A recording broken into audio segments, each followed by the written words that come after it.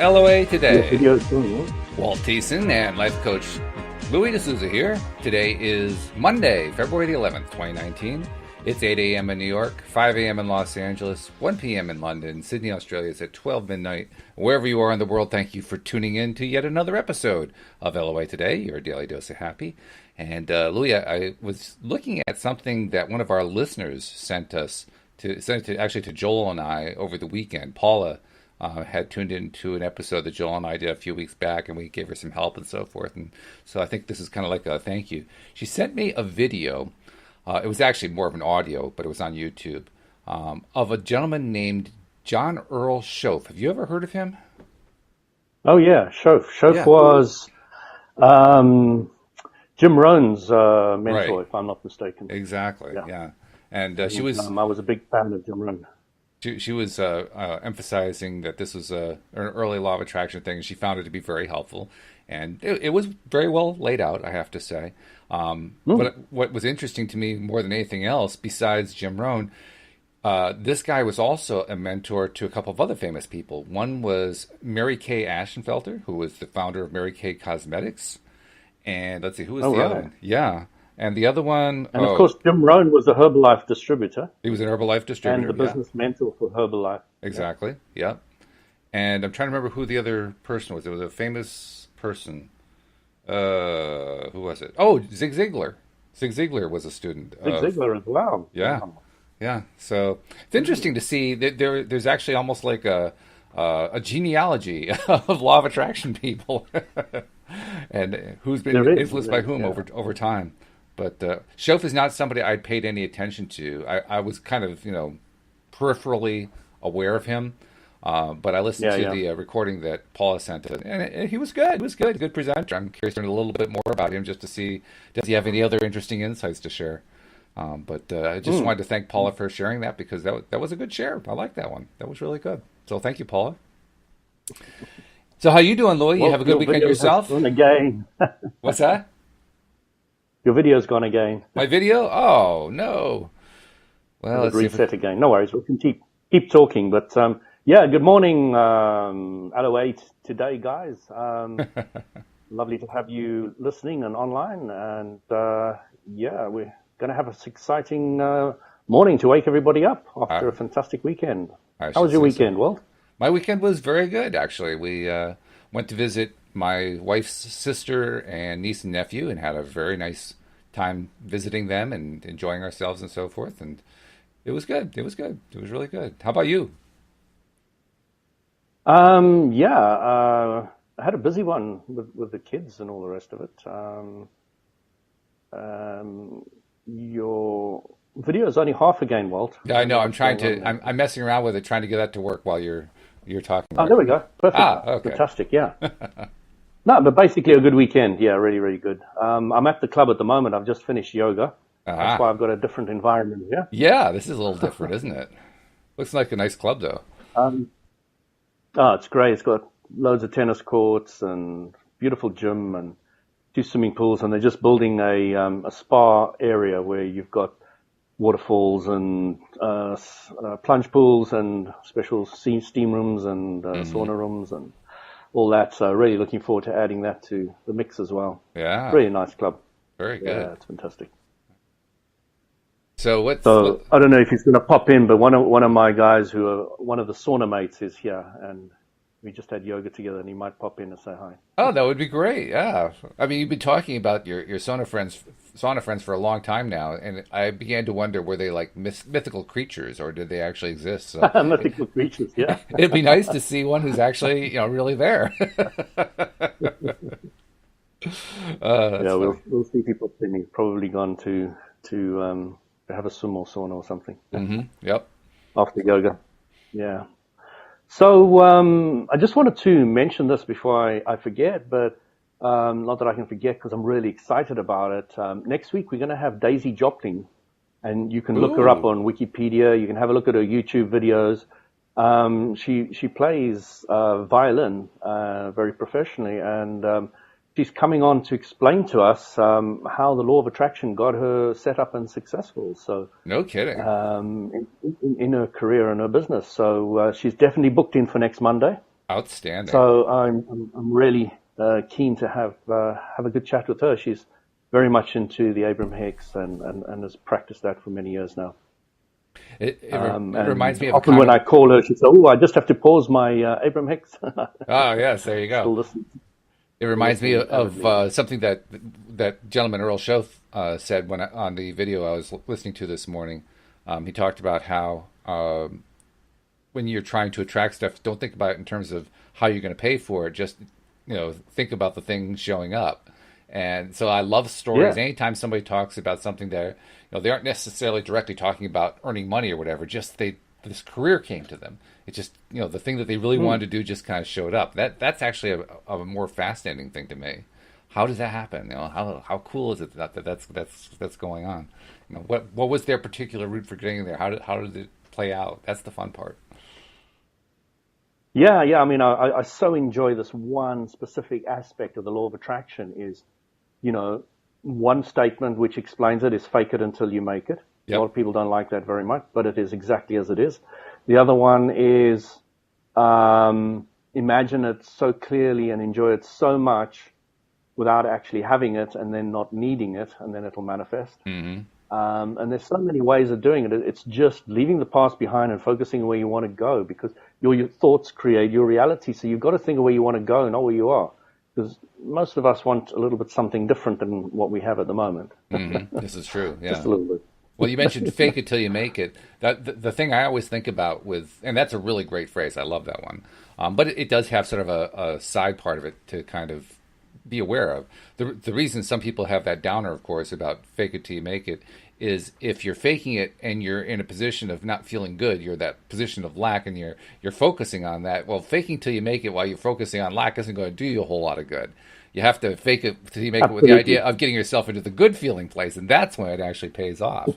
But yeah, it can be like a two-way Yeah, street. It can work every either way, subject's two right? subjects. Yeah, And once you exactly. get that, Walt, which you very clearly have got nailed, all these confusion about fake it till you make it and all the rest of it, the little bit of um, vibrational screwiness to something like that, you can clean up by understanding that every subject's two subjects. Right. And it is one of the most powerful things you can really live and learn in your life is to really get that clarity about every subject's two subjects. So if somebody's talking about something, especially the moms at school and education, education's so screwy, you can feel the vibration of going in different directions of all that. Because you get teachers who really are trying their best and they're doing a very positive job, but they're doing it with screwy rules, Mm, very with true. screwy Hey, malaligned. I don't, we have a a request for help. malaligned. What's the word? You know, curriculum. The curriculum. Hmm. Yeah, and they're not focused on the basics, which if we wanted to talk about a real subject today, you can kind of bring in education and the law of attraction. What would education look like if you based it on the Abraham Hicks / law of attraction type scenario? Well, what do you think it would look like? Well, It would look like a Sudbury school, and I say that because I helped to found a Sudbury school, and I know what they're like. They are schools where that's the one they recommend, isn't it? it is, yes, and Ah, that's fantastic. Louise Do you and know I where they actually helped. are? Oh yeah, well the Sudbury Where they're Valley based? School, the original one is about 2 hours from where we live, in Oh, fantastic. just outside of Boston, Massachusetts, in the Framingham area. But we also helped to And found a you much helped smaller set one. it up? Not that one. No, we helped to found another one near Yeah. us in New Britain, Connecticut, which opened a year to the day after Wow. 9/11, as sort of like an antidote because we wanted to make it, we wanted to fix the date September 11th. That didn't have a very happy antecedent at that point. So we wanted to try to turn that around a little bit. But yeah, I love the model. The model is, when I first heard about it, it was long before I'd ever heard about law of attraction, but I loved it because it's the same kind of feeling that you get when you listen to Abraham for the first time. You listen to it and you say, well, Mm. yeah, I agree with that. Well, yeah, that feels right. That feels right too. It's the same thing when you're listening to the Sudbury stuff or reading their materials. Because the entire thing is based on the idea of the student being in total control of their own education. Students do well. You hardly even call them students because most of the time it doesn't look like they're studying from a traditional perspective. Most of the time they're socializing and playing games and things like that, which drives parents nuts. But actually, and you and I can both agree with this, I'm sure. That's when they're doing their best learning. They're learning how to communicate. They're learning from each other. And it turns out that's actually the best way for a kid to learn. Like every kid who goes through a Sudbury school learns to read somewhere between when they first arrive and age 12. And Wow, it's 100%. fantastic. It's a 100% success rate. And a lot of the time, the staff members have no idea how they do it because it Yeah, happens yeah, yeah. It's just a surreptitiously. natural progression. Exactly. Yeah. Or, But or there's very often they no, teach each you other. must learn how to read. You've got to read lots of books. You've got to That's do this. right. None of that. None None of of that that. None of exists. that. None of that Yes. exists. Mathematics, same kind of thing. Arithmetic. One of their famous stories. I love this story. Is a group of kids. The way the school is organized, the administrative group is called the school meeting. All the students have a vote in it, plus staff members have a vote. But the students outweigh the staff members in numbers, so they really do have control. And there's also a judiciary committee to deal with offenses of various kinds that are like damaging property or harming others or things like that. And it's fascinating that the people who go through this kind of environment they're having to deal with all of the real world stuff that adults have to deal with, but they're kids. So for instance, there's a group of kids who want to form a club for the purpose of, I don't know, building a playground or I don't know, whatever. There's an endless number of possibilities because it's just whatever their imaginations are creating. So these kids get together and they wanted to do this Project X, whatever Project X was, and they realized they needed some money for that. Well, like most schools, there's not like this endless supply of money, so they have to go to the school meeting and convince the school meeting to fund this thing. And the school meeting may or may not do that, or they may fund it partially, that kind of thing. Which means most often the kids have to raise money in some way in order to fund whatever their Yeah. project is. And in the course of doing that, they realize, well, we got to know how to do arithmetic to do this. And so Yeah. Yeah. they Yeah. contact one of the staff members, and the famous story is when they contacted Dan Greenberg, who was one of the main founders of the Sudbury School. Um, they went up to him and said, well, we want to learn how to do math. And now the staff members have a lot of experience with the students, and there are a lot of projects that start and then die quickly, hardly before they even get going. So they're aware of that phenomenon. So he's a little bit skeptical at first. He says, well, why do you want to do this? And do you really think you could actually stick this out? Because we have to be meeting like 3 days a week and you're going to have some homework to do. Oh, yeah. We're going to do all that. We're going to do all that. And so they actually work out a contract for him to teach them arithmetic. And once they got the whole thing worked I love out, it. isn't that great? Once they got the whole thing worked Yeah. out, they started studying arithmetic. They used the teacher's textbooks. You know how the teacher's textbooks have the answers in the back? So they could actually Yeah. check Yeah. their own work as they're going along. They covered the Right. first 6 years of what for here in the United States would be grade 1 through grade 6. The first 6 years Yeah. of arithmetic in 10 weeks. And Dan was blown away the first time that happened. So he went to a friend of his who was the head of a mathematics department at a local public school and said to him, this amazing thing happened. We had all these kids who wanted to do this, and I sat down, I taught them this, and they did most of it themselves, and they learned 6 years of arithmetic in 10 weeks. And the math teacher says, I'm not surprised at all. And Dan says, why? He says, because you can learn it that fast. It's just that we have to spoon feed it to them in order to get them to learn it. So that's why we do it over a 6-year period. Yes, exactly. When you've got a cooperative component, Yeah. it's very, very easy. Yeah. Yes. So you Yes. get lots of If stories people like start that. understanding those words, cooperative component, Yes. you can move things forward very quickly, very, very quickly. So there's my long answer You to know? your question. What do I think it would look like? It would look something like a Sudbury school. Wow. Yeah. I'd love to hear more and more about that because that fascinates me. I warned you, it's one of my favorite subjects. I can go on for a long time talking about that.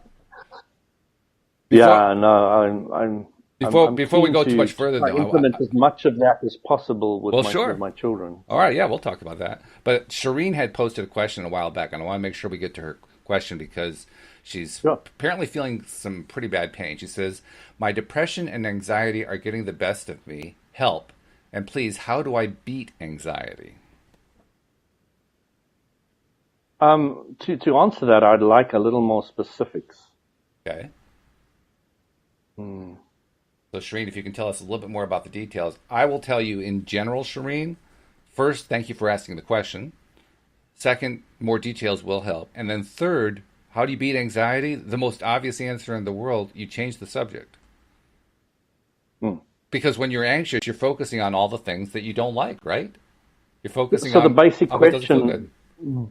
based on what you've just said, Walt, is, Shireen, are you aware that it's the subject or a subject or a couple of subjects that are making you feel depressed?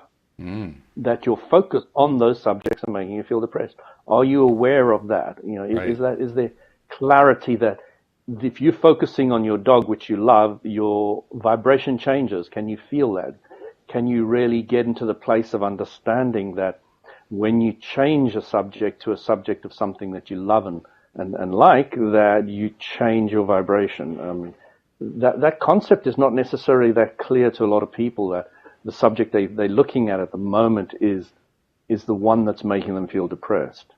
Now, she also gave us some additional information, so thank you for sending that, Shireen. She says, I have had anxiety disorder since 2 years old, and I take some meds for it, but the meds don't help. Well, not surprised. If you've been taking meds since 2 years old, I don't think anything will still work for you. I'm sure your This is body is. true, yes. I'm sure your body is saying, "This is not real solution. This is just. This is. It's a little bit like this guy. I read this book. Take off your glasses and see, and he gave this a fantastic example. Something that just blew me away of its simplicity. He said, with glasses, you go to optometrist, he gives you stronger glasses. You go to optometrist, he gives you stronger glasses. You go to optometrist, he gives you stronger eye. And a few years later, you go to optometrist, and he gives you stronger glasses. And you don't say anything to your doctor, do you? Or your optometrist. They're not actually doctors. So he said, would you go to a normal doctor if you've got a cut on your hand? And he puts a plaster on. You go back a couple of weeks later, and he needs to put a bigger plaster on. And you go back a couple of weeks later, and he puts a bigger plaster on. And you go a couple of. Wouldn't you say to him, "I want to get rid of this. I want this thing to heal. I want this thing to be fixed"? And he said, "Eventually, you're putting plaster Paris on it. Would you accept that?"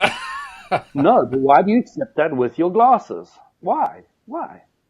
And Good it's a point. very good question, Yeah. because if you're looking at many parts of our medical profession, it's so flawed that, and you know, I would probably get in trouble with saying to anybody that, you know, stop your meds and all the rest of it. So I'm not saying that, okay? Making it very clear, Right. because you know, the doctors think they do know what's best, and I can tell you now, Shireen, the person who knows what's best for you is you. And some people will deny that, and they will say it's not right. But I can tell you now that if you start listening to your emotions, you start feeling what medication feels better for you, how much of it feels better for you, or where to go to speak to maybe a different doctor, or maybe alternative, or whatever feels right for you, you will find a solution that'll lead you up and up and up that emotional spire. But listen to your emotions. Something feels really wrong for you, turn around, go the other way. That's our basic things. And learning to trust your emotions is one of the first things anybody who's becoming proficient in law of attraction needs to get a grip on. They need to get a grip on the fact that you have the best guidance anywhere from anybody in the entire universe is inside you. And it's not an easy thing for a lot of people to first of all really grasp the concept, and then second of all start practicing it on a daily basis, always feeling what feels better, what feels better, what feels better. And once you do that, I promise you, you just start spiraling upwards like nothing. You just start going through the roof. That's But true. it's a learning process, a learning to trust your higher self does know. And if you want to know what faith is really the fact that you have a vortex, and that vortex knows everything that you want, and it's your higher self. And your higher self knows exactly what to bring to you in the next stage. It knows exactly who, when, how. You've just got to listen to your emotions, follow what feels better, feels better, feels better. And it's just amazing. It's an amazing journey once you start stepping on there, trusting yourself. That's very good. I like that. And she gave us more information, and what you just said fits perfectly to the new information. She says her son is a special needs child. She says, I'm seeking a full-time job, but I haven't gotten any offers. I have panic attacks, and this has happened in my most recent interviews. Again, the answer you just gave is perfect for that. I love what you said. Mm-hmm. That learning to trust the feeling and asking yourself that question over and over again. What feels better? Where's the better feeling thought?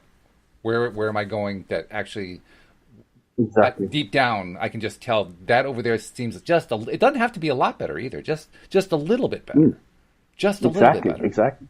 Take little steps. Little steps. Yeah. Follow it. But the interesting thing is why we're so not adept at doing this is nobody ever taught you No. when you were young. Nobody ever said, Walt, your emotions are your guidance. It's 100% accurate. Listen to it. Boy, I wish they had And if told they me did that to you when you were a baby, Oh, they did that to you when you were very young. I say to my daughter often, I said, maybe if what I'm saying to you doesn't feel right, then it's wrong for you. I don't have all the answers. I'm just here to guide you a little bit. I'm here to give you a bit of food and a roof over your head for a while. That's my only job. that's The true. rest is up to you. Yeah. And I'm teaching you to question everything I say. I'm not one of those parents that needs you to believe what I'm saying, agree with what I'm saying, and do what I say. It doesn't work like that. I like something But that. I do have very clear ways of making sure she understands what I want as well. So Oops, I just lost my video. I just saw something that Sarah posted that is a nice adjunct to what we've been talking about. She says anxiety is thinking too much about the past or the future. You need to bring your mind back to the present moment and really try and focus on the now. I focus on beautiful things, maybe a stunning view, etc. And she left it there, but the implication being that it helps shift the way you're feeling, which is true. I find that to be true regularly. It's one of sorry, my favorite things who to was do. that? That was Sarah who suggested those ideas. Sarah. Hi, Yeah. Sarah. Yeah. Sarah, the important thing to understand is that you can't think about the future and you can't think about the past in any other place but the present. This is true. Which I think she was actually saying in a sense. Yeah, yeah. It's just something you got to be really clear about because sometimes we think that we're not living in the present when that's the only place we can live. There is no other place to be. We just may not be as aware of it as the reality is. There is no other time but you and me right now. That's Nothing right. else exists. Yeah. I can think about where I want to be tomorrow, and my thoughts will create that reality. I can think of where I was in the past that I didn't like, and I can bring that reality into my present. Right. But you've got to be really clear about what you want to bring into your present with your thoughts. So just dream and enjoy and visualize and have fun with where you want to go. And don't care about how it happens. Don't care that it hasn't happened yet. Just enjoy it so much, really get into the feel of it, of where you want to be. And then you'll move forward, and you'll find, as I said before, I think on a couple of podcasts ago, you're going to really find that law of attraction people are very flexible and they're able to move quickly Yes, from it's true. one situation to Or, another. or at least Yeah. they're learning to move quicker. They may not yet know how to move quickly, but because they're on the path of learning this Yeah, stuff, they are quicker. learning to move quicker. Yeah. Yeah, I agree with that. Quicker and quicker and quicker. And also, Soretta had a little news to share. She says, I forgot to tell you my good news. You all helped me manifest a buyer for my farm. It was on the market for 10 days, and I got the exact dollar amount that I wanted to get. So, congratulations, Soretta. Fantastic. That is great. Wonderful news.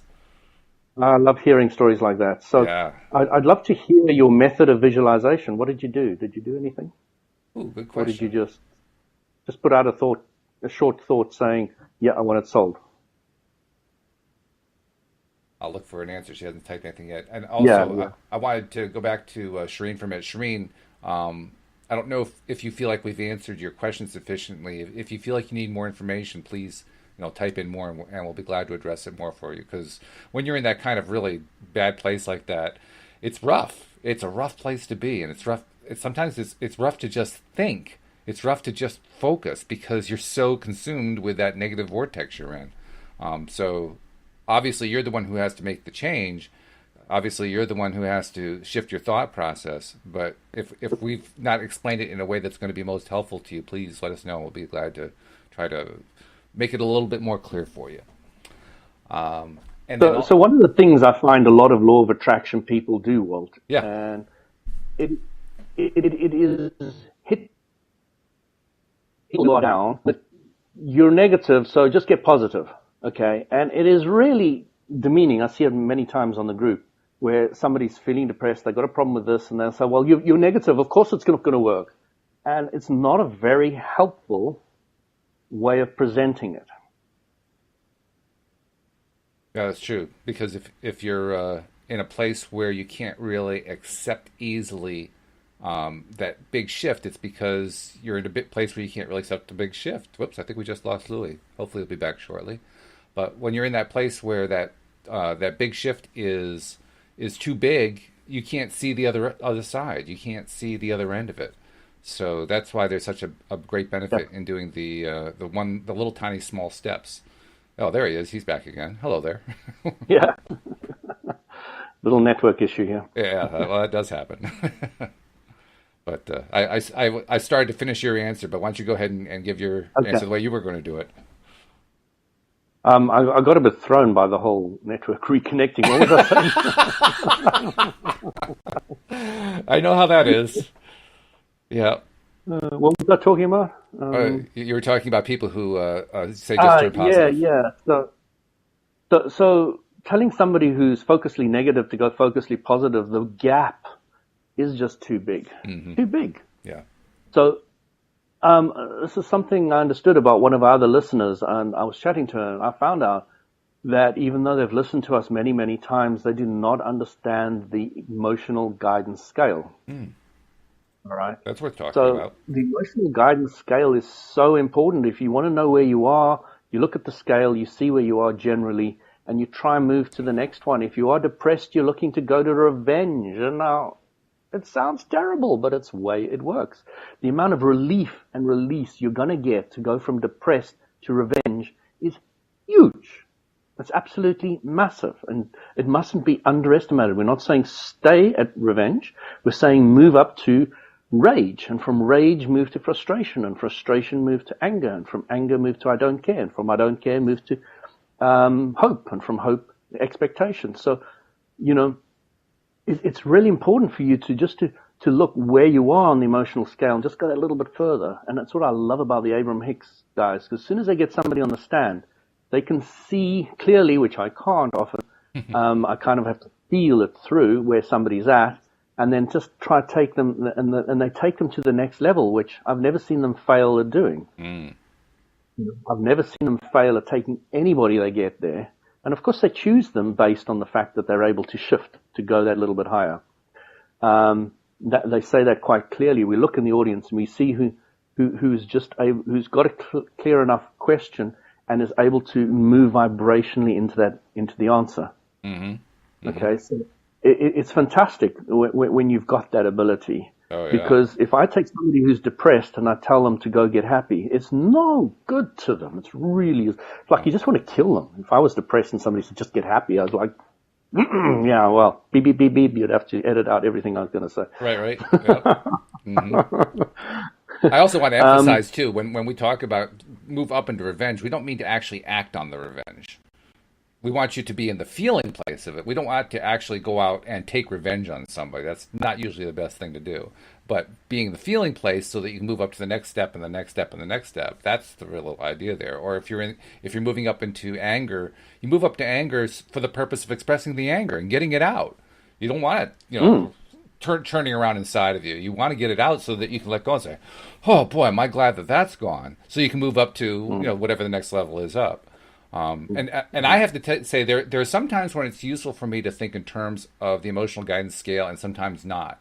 The times when it's useful is where I'm trying to figure out what's the next nearby step, and I'm having trouble finding it. So I'll go look at the written list and see what they're saying the next step is. And that kind of gives me a clue. Oh, yeah, okay, well, I haven't gotten the anger out, so I need to get the anger out, something along that line. But for me, most of the time, it's really just which one feels better. I don't necessarily have a label for what the next feeling is. It may still be a negative feeling or maybe a positive feeling. It could be either one. But which one is the next better feeling thing for me? I don't have to have a word to describe it. I just aim for that better feeling thing. And I kind of alternate back and forth. I mean, I don't know. Do you use the scale all the time? How do you do it, Louis? I probably do it exactly like you do. I kind of just use my emotional guidance. My does it feel better or does it feel worse? And I'm always heading for the path of least resistance, path of least resistance, path of least resistance, and heading forward that way. To nail down on the emotional guidance scale which emotion it is, I don't think I've ever done that. Now, I've been promoting it now, but what I'm trying to say is understand the concept. And then go to your inner guidance and listen to them, what they're saying to you, must go next, and know that you're looking for, you're knowing that whatever they're guiding you to, your higher self is guiding to you to go next to, is going to be higher vibration than where you were. So, understand the emotional guidance scale, but not necessarily break it down into all the aspects that. There's another way that I've used it now that I think about it. There have been times where, particularly if I find I've been in kind of a negative pattern for quite some time, I'm not really clear where I am. I'm not really clear what I'm feeling. I just know I don't really like it a whole lot. And so I'll look at the scale and I'll realize that I'm actually higher on the scale than I thought I was. Because if you stay on, well, I don't really know where it is, but I know it's negative, you start falling down the scale. So it's really probably not the best way to go about doing it under those circumstances. So under those circumstances, if I'm not really sure what I'm feeling, I'll look at it, I'll try to see which label comes closest, and I'll say, oh, well, I'm only at bored. That's not too bad. That could be a lot worse, as opposed to feeling bored and then just slipping and sliding and slipping and sliding down. Then all of a sudden I do get down to anger or depressed or something like that. So under those circumstances, it's really helpful to know just where am I on the scale, and then once I know I'm at board, like, oh Jesus, I'm close to the top. All I have to do is go up to what's the next good feeling. Is there something I can feel optimistic about? Something I can feel hopeful about? Okay, I can go for that. Yeah. Yeah, it's really interesting that people are not that aware that when you're focusing on what you don't want, it'll just get bigger and bigger and bigger and bigger and bigger and bigger and bigger and bigger and bigger and bigger. Yeah, and it's one of those strange things. You're right. It is interesting. It's strange because on the one hand, I've been since day one of reading and hearing The Secret and recognizing that that law of attraction is both the stuff we want and the stuff we don't want. Just depends on what we're focusing on. When I realized that, I became overwhelmed with the notion that I had so many negative thoughts going on. In fact, that's kind of how I got to watching The Secret in the first place, because of a conversation I had with Louise where she said, you're focusing on a lot of negative stuff lately. And I said, no, I'm not. And then I proceeded to think about what I was thinking about. And I said, oh, yeah, I guess I am. This is not a good thing. Well, in the process of doing that, I realized, there's a lot of negative crap going through my head. How the heck am I going to stop all this stuff? And I started to feel overwhelmed by it and falling right down that scale. It was kind of a thing. So that tactic that I used to kind of turn that around was, first of all, stop trying to control all the thoughts at once. And second of all, just take measure of where I am right now. It's probably higher than I thought it was. And then I feel a little bit better about it. And that gives me the step in the right direction to start turning the momentum into a positive momentum. So once you start vibrating on a much higher vibration level and you start being a lot more positive, when you sink down to that negative place again, you really feel that contrast massively. Yeah. And you don't stay there as long. That's what's so No, interesting you about don't, because you're so aware of it and it's so painful. Exactly. You don't want to stay there at all. Yeah, you bounce out a lot faster. In fact, it does get to the point where I actually did feel depressed. When was it? Sometime in the last year. I can't remember when it was. And I think it lasted 3 minutes. I mean, it was literally that Yeah, quick because I just definitely did not want to be there. I started doing every process I could find on my list just to climb out of it as soon as I possibly could. And I did. I climbed out really quick because I hadn't built up much momentum. yeah, yeah. But I mean, in my recollection, I've only been depressed once in my life, and literally it was for about a minute or two.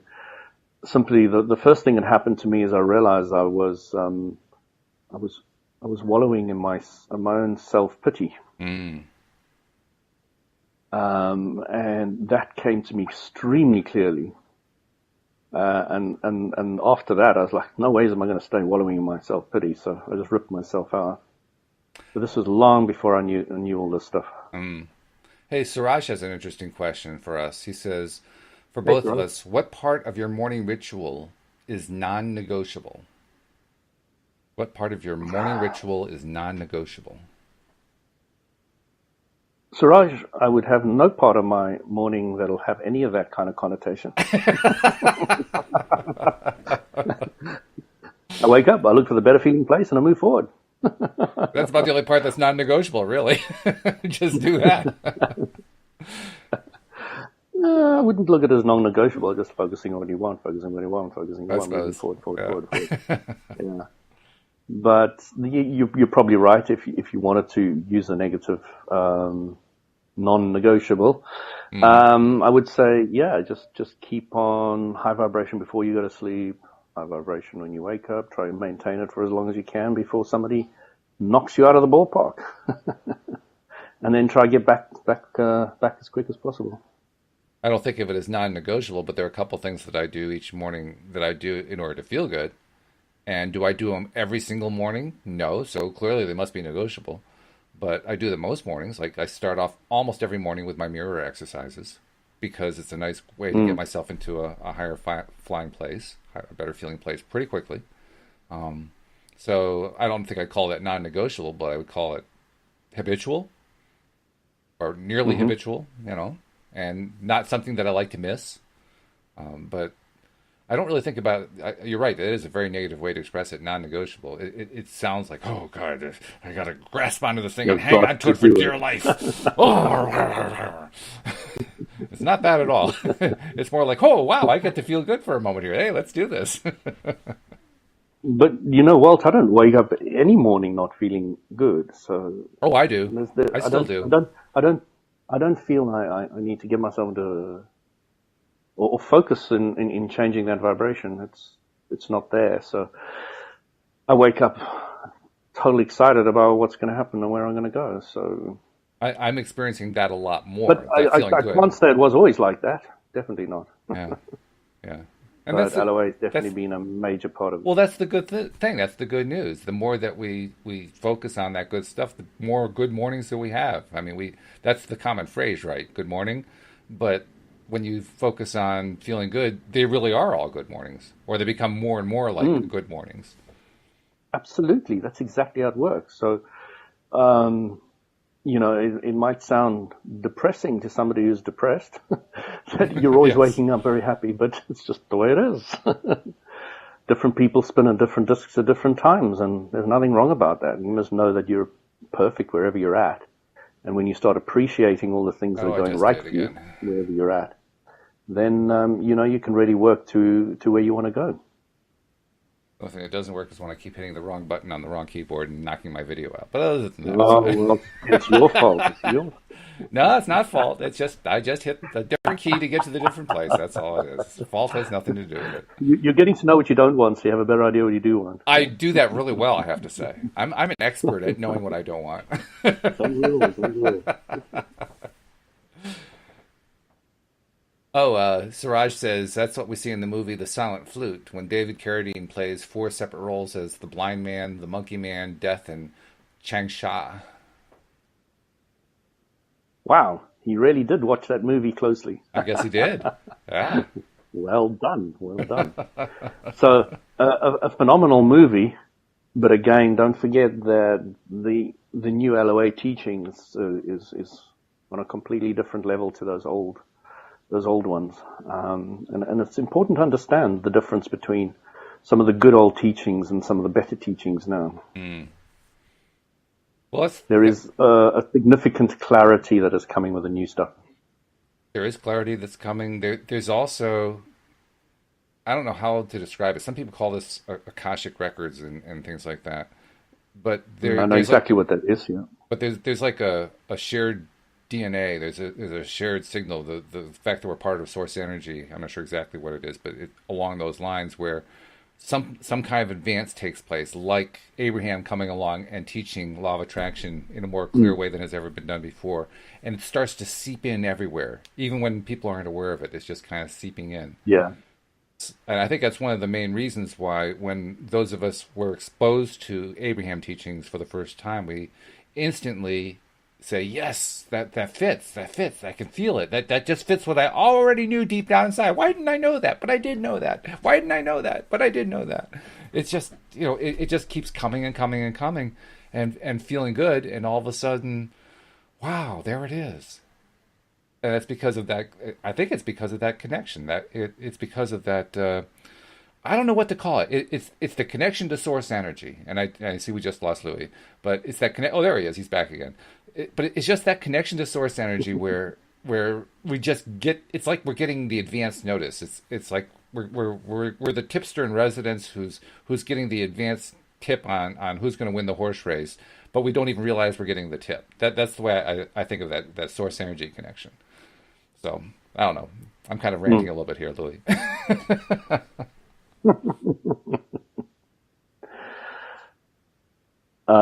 Yeah, I missed a little bit of that because I was going in and out.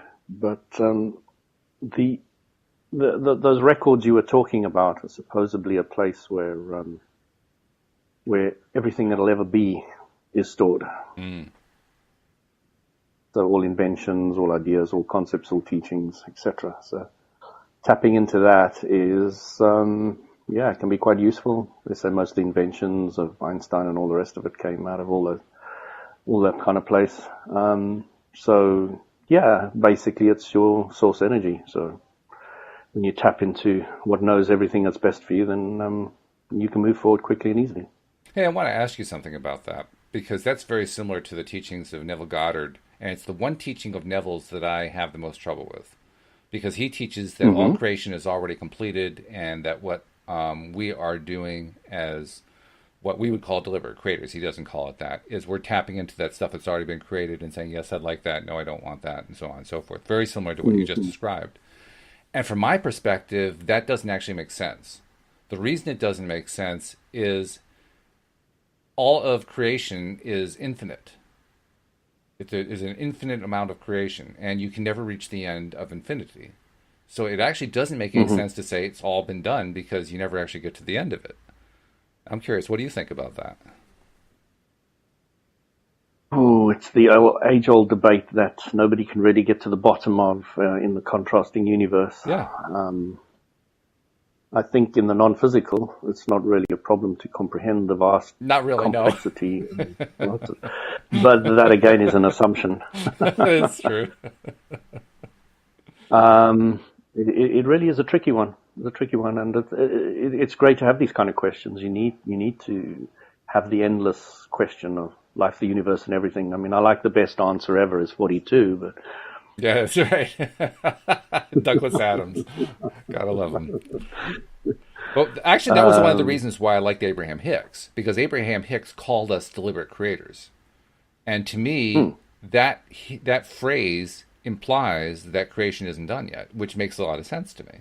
That creation can never be done. In fact, they said it themselves. You can't get it wrong, you'll never get it done. And you'll never get it done because you can never get it wrong. Yeah. Yeah. So, to me, that's pretty clear. I was thinking about that just before the call, actually. Really? That particular phrase? phrase? Yeah. And it's like digging into that is, why can you never get it done? Mm-hmm. What did you come up with? Because you can never get it wrong. Why can you never get it wrong? Because everything's always working out for you. Okay. It really sends you on a bit of a trip. Yes, it does. How to really grasp all that and get it down pat and work with it and run with it. But it is implying that whole statement is really trying to get you to live in the present. Mm-hmm. Know that your power is in the moment. Yes, is in the now. And that's really the bottom line right there. It's not just living in the present because, like you said earlier, we can't avoid living in the present. That's where we are at all Yeah. times. It's more focusing on But the the pleasant. awareness of Yeah, it. the awareness. Exactly. Yeah. Yeah, because that's where we get the power. It's funny. We try to generate power by thinking about the past or the future, and how it's almost like being in an automobile on ice. And you hit the Hmm. accelerator and those wheels turn like crazy and you don't go very far. I mean, you can eventually, you can actually get up to speed eventually, Yeah, yeah. because you can't totally stay focused on the past or totally stay focused on the future because you're in the present. So you're going to get it going Mm. at some point, but it's so much more efficient when you just focus on the present. You get you don't have any ice under your wheels at that point. Yeah, yeah, yeah. But I was just thinking, if you add some resistance to those wheels, you get a better grip, won't you? Isn't that interesting? Yes. That's a good way to look at contrast right there. I like that. Exactly. Yeah, Exactly. let's Yeah. remember that metaphor. That's a good one. I like that one. That's very good. Well done, Louis. I think you just hit the That's crowning fun. point of the entire podcast today. That's very good. Yeah, yeah, yeah. Appreciate the negative. Appreciate the depression. Yeah. Appreciate the rage. Appreciate the anger. It's one of Joel's favorite Because it's things. gripping you to help you move forward to the rocket of desire what you want. Hmm. Hmm. That's what it's there for. Even When you though start really grasping that, it's amazing. even though when you're in the middle of it, it doesn't seem like it. Right? Because if you're in the Oh middle of no. something that's No. nasty, it just doesn't feel like anything's ever going to get better. It doesn't feel like anything's improving, but it is. Yeah. The wheels on an active vibration can really spin fast. Hmm. And they can spin fast negatively and they can spin fast positively. But when they're spinning fast negatively, you really feel you're lost. It reminds That me that of a car is going dragster. down the mountain at 100 miles an hour. Well, it also reminds me of a Oh yeah, dragster kilometers for you guys. because a dragster when a Drag. dragster race starts, the dragster's wheels are spinning at this ridiculous rate, and the dragster's hardly even moving. That's right. And then all of a sudden, it gets to that Mm-hmm. resistance on the ground and grabs, and zoom, it just takes Yeah. off. Yeah, Yeah, yeah. No, I've pretty never been crazy. to one of those. It'll be a great experience. Bring some sort of Yeah. ear protection. You will thank me later. I don't know if they've got those in the UK. Yeah, I don't know. They You can probably have. go to a gardening center. You can find them there because a gardening center is Gardening also center? a gardening center. We Yeah, got hundreds of those. because There's gardening none there. centers have power tools for blowing leaves or cutting grass Ah. and so they have ear protection for those things. Hmm. Hmm. Louise actually has one of Yeah. those that from the gardening business, but she brings it with her when we go to the movies because these days the theaters have the volume Oh, I turned way wasn't up. talking about ear mufflers. I was talking about drag races. Well, I was too, but at drag races you want to have the ear muffler to protect your hearing. That was my point. I understand, but I don't know if there are any of those drag races in the UK Oh, to there go probably to. are. You just have Yeah, to look there for probably them. are. Yeah. Yeah. I mean, that's like one of those universal things. Why why people go to the races to see the car crashes. That's universal. Yeah, That's everywhere.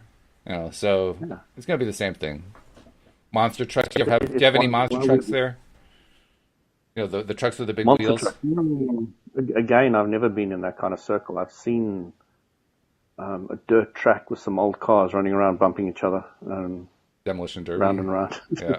Yeah, demolition derby. I've been to one of those, but I haven't been to any of the other kind of things. It's Um, not something I do either, but I know that they exist. Every once in a while, I'll see a commercial or so, an advertisement. so are there any other questions there, Walt? Questions that I think we've kind of calmed them all down because no, the questions have kind of gotten quiet. So why don't we see if we can, come up with our own to address for the last 10 minutes of the show? Um, yeah, I don't see anything else new there. So let's see. What's a good question to address? Well, actually, can you give us a little bit of more of a teaser about Daisy who's coming next week? What? I mean, I know that she's a Yeah. violinist, but can you tell us even like a little bit of a tease about So her story? the first thing I would say is just go and have a look at a YouTube video from Daisy Joplin, Joplin, Hmm. and have a look at her. When you watch her, this is the thing that amazed me when I watched her is there's so much life there. There's Mm. so much exuberance. There's so much passion. And it's not just standing there quietly playing the violin. That's that's not her. Um, so yeah. I mean, it is really exciting. I'm really looking forward to listening to her story because stories are so important. I know on a lot of my really beginning podcasts before we had video, and I strongly recommend people go back and listen to them. I talked about a lot of different experiences that I've had, and I've kind of got a lot of those out the way. There's still lots more that I can talk about, but that would be great if somebody goes and has a look at those because there's some really good understandings of sickness to health. There's a whole thing, different religion, and a lot of other factors that we talked about there. So my website's going up at the moment, so I'll have a list of them, and people can just jump on there, and I'll be able to reference them. I'm going to put numbers to each one, and I'm going to say, go have a look at this one or that one. Oh, very good. So that's all coming together now, and yeah, it's all about having fun, Hmm. total fun. I was And noticing that idea when somebody's today. depressed and you're saying go have fun, it's a stretch, but ultimately you get your vibration higher and higher and higher, and it's just the way it goes. Yeah. And then you get into this better place, and things get happier, and things get easier, and everything starts working out for you in an easier, quicker way, which is what we all want, really. Hmm. We just want. We want to live our life to our fullest potential, and the potential that we have is really just first appreciating where we are. Hmm. You know, Very true. that is so key. I mean, I don't know if people really know. They probably hear it a million times, feel gratitude and appreciate where you are, what you've got. But I don't think a huge amount of people actually do that. They Well, don't actually sit down and say, okay, this capped out car I've got is still getting me from A to B, and it's really nice, and it doesn't fall down, it doesn't break down that often, but I'm so grateful I've got it, and isn't it nice? yeah. I got a nice perspective on that this weekend because I mentioned that Louise and I drove down to New Jersey to visit her sister Yeah, and yeah. niece and nephew. And, obviously people that we don't see every day, but we got to spend time over the last day and a half or so just interacting mainly with her sister and having conversations. And in Mm-hmm. the course of those conversations, I kept noticing over and over again, and I had to actually stop myself because there was a part of me that wanted to say, "By the way, Lee, you're doing this," but I didn't do that because that's not a good thing to do in most cases. But she would do what most people do in the course of a conversation. We would actually talk about some things that were good, some nice good things, which is kind of an improvement for Lee because Lee can be a little bit of a downer at times, but she's gotten better at focusing on that stuff. And then in the middle of the conversation, she would shift over to, oh, but this other thing that's going on that's just not a good thing. And she just had to, it's like, no, I have to direct the conversation over here right now. It really caught my attention how so many of us do that so regularly throughout our days, and we don't even realize we're doing it. But in the course of doing that, we set ourselves up. We set ourselves up for all kinds of lack end of stick or sticks that we don't even want to have anything to do with or whatever, but we just set ourselves up. It's amazing how often we do it. Mm-hmm. So really setting yourself up and all the rest of it is just active vibrations. It is.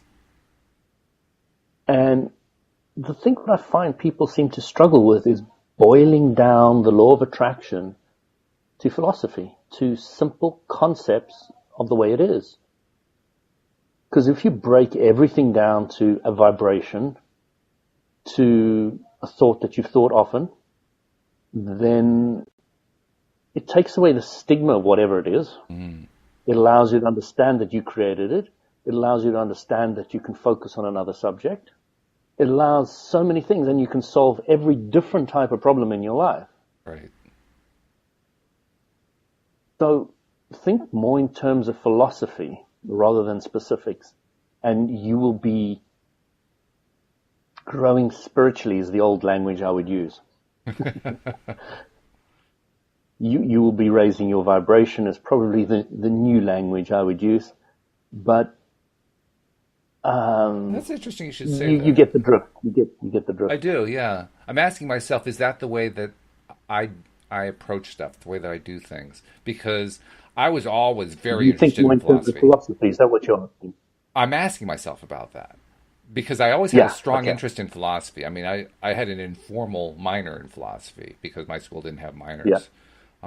But I actually took more courses in the minor than I did in the major, to be perfectly honest. So that's how much I was interested in philosophy. And as I'm sure you know, most of that philosophy is absolute rubbish. And I had to go through all of it in order Absolutely. to discover just how much rubbish there is in it. So as I discover the secret, or as I discover Abraham, as I read Neville, as I read some of the other philosophers and teachers who have taught us about what we now call law of attraction, do I look at it philosophically? And I think there's a piece of me that doesn't because of that past experience of looking at all that negative rubbish philosophy and saying, I don't want Uh-huh. to go down that road. I don't want to explore all that stuff. I just want to feel the darn thing. Because for me, at that time, I Well, was that not is into the feeling subject to part. subject. It is. It is. It is. But I'm just describing what my experience has been. My experience has been I didn't Yeah. I didn't feel good going down that road. And at the time I was going down So that road, I did not. replace the word philosophy with rules to the game of life, which is the sentence I always love. How the game is really played, the way it is. I don't know, something else, something that you can resonate a little bit more with. And that's kind of where I Fake it was until you going. make it. I think the phrase I would use is what works. Yeah, what works? What Perfect, nice works? one. Yeah. And the reason I say that is I want to look at the lack end of the stick for a moment for contrast. When I was studying philosophy, the traditional style of philosophy, I was also not in contact with what I was feeling. I did not have that kind of I had been trained not to have that contact. So, You know, Walter, I recently, the little book of philosophy, it's an audio from Amazon. I went through that and I was amazed. I'm putting the pieces together of what man and society kind of get because they've learned from these philosophers. And I really appreciated it. I really, really enjoyed that little snippet. They take different philosophers and they've got the date kind of thing and they've highlighted the most important ones. mhm. And, I had no idea. That one philosopher said, I think, therefore I am. You know why he said that? That was actually You know a why? large portion of the debate about what I studied in school. Why did he say that? But I'm curious to know what your answer is. Well, this little book told me, and it seems 100% accurate. Everything else could be misconstrued. And a magician can say a table's not a table, or a chair's not a chair, or this is here, not this, not there. So your five physical senses are not 100% reliable. The only thing that is 100% sure of, that he was 100% sure of, is that he thinks. Hmm. And that was, what a fascinating philosophy. How to go through all the five physical senses, realize that you can be deceived by almost anything and everything. Hmm. And then coming to the conclusion that the only thing that you could really grasp was your thoughts. And of course, Abraham Hicks' teaching goes to the thoughts, and thoughts Right. create your reality. So, it's really quite amazing. It's quite incredible. Once I kind of got it. I got where he was coming from, and it was a very advanced and clear understanding. I remember when He we didn't really started. go anywhere with it. It didn't go anywhere. It didn't say thoughts create your reality. It didn't go that far. Right. I But remember. it did bring you up to the point of thinking of how important thoughts are.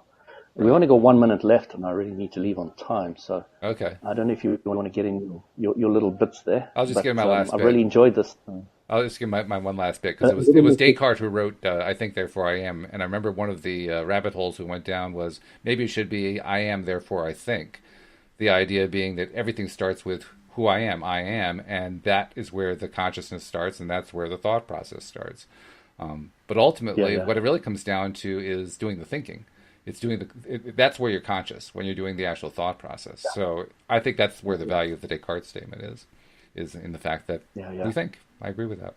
Anyway, I know you have to get going, and I want to thank all of our live stream listeners for tuning in and listening as well, and as well as our recorded listeners, because they're all wonderful. Thank you, Louis, for sharing your words of wisdom today. We hope you have a great week. You're very welcome, and carpe diem, everybody. Seize the day. Absolutely. Have a fantastic week, and we'll catch up next Monday. I love it. With We'll see Daisy you. Joplin. Daisy Joplin's going to be joining us. This is going to be great. Maybe she'll even play for us. Who knows? That'll be fabulous. Anyway, Ooh, that'll be interesting. we hope you'll join us next time. We'll see you all next time here on LOA Today. Goodbye, everybody. Take care. Bye.